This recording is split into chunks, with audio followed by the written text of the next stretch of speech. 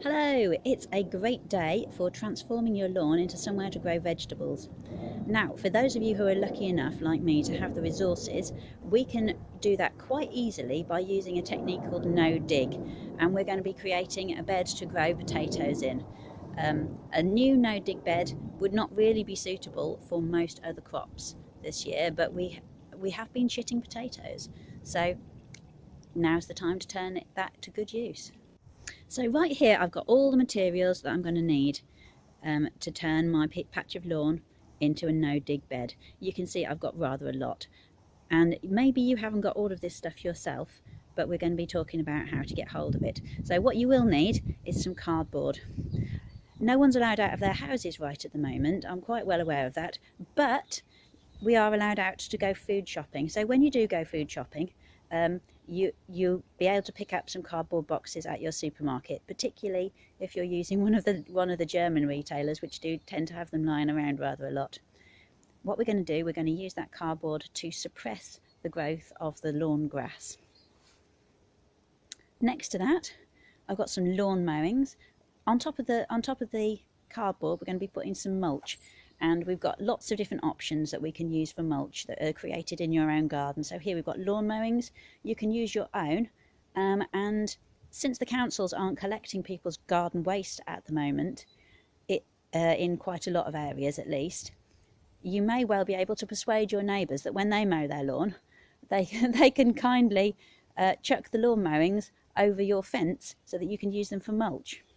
Here I've got some leaves. I was pruning my buddleia yesterday, and I've been using the sticks to mark out my new growing area, and I've stripped off all of the beautiful new soft leaves. They're going to be used as mulch on my raised bed. And here I've got some stable manure, which is pretty fresh, but it's okay for something quite robust like potatoes. I was lucky enough, I have to admit, to pop down to my local stables before all of this really got going. Now I've covered up my new no-dig bed with a good layer of cardboard. You can see I hadn't got enough cardboard to go round, so I've been using newspaper. If you're going to be using newspaper, you should make sure that the layer of newspaper that you're using is thick enough. We don't want the grass to be growing through it, so not just 1 or 2 sheets isn't enough. I should go at least 6 sheets thick. For making sure that the grass can't wiggle its way through.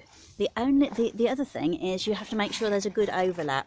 So you need at least a 20cm overlap where your pieces of cardboard finish. I've used a little bit more than this because this one's got lots of flaps and holes. And as you can see, where I've used the banana boxes, I've popped some newspaper underneath them as well. So you may be wondering where on earth you're going to get your cardboard boxes from.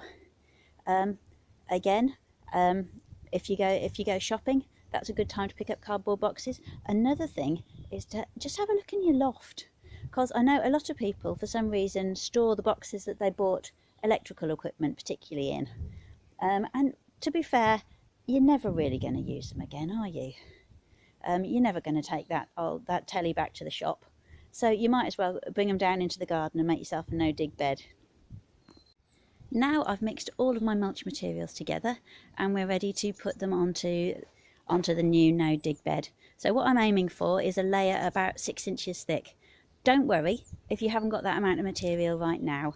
There's plenty of time to top it up before we need to put the potatoes in, which we'll be doing maybe in 2 or 3 weeks.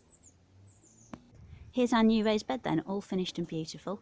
Now, if any of you are experienced gardeners, you'll probably be asking yourself, what on earth has she been using fresh stable manure on when she should be using well rotted? And what about all of that grass? Are we not going to have heat produced here that might burn the plants? So you're absolutely right. What I'm going to do now is I am going to be giving this raised bed some water to start the decomposition process as quickly as possible. I'm going to make sure that it keeps moist. And by the time that we put the potatoes in a couple of weeks, there won't be too much heating up going on. Heat is a byproduct of the rotting down that is done by all of the friendly microorganisms. So if you're making your new dig bed and you're mostly using cut grass, that does heat up really quite high temperatures and quite quick.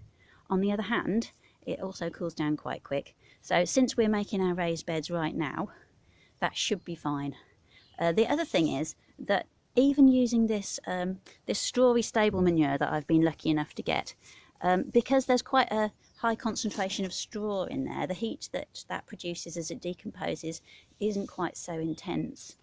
And I did try it out neat with potatoes last year, and fortunately they're robust enough to be able to cope.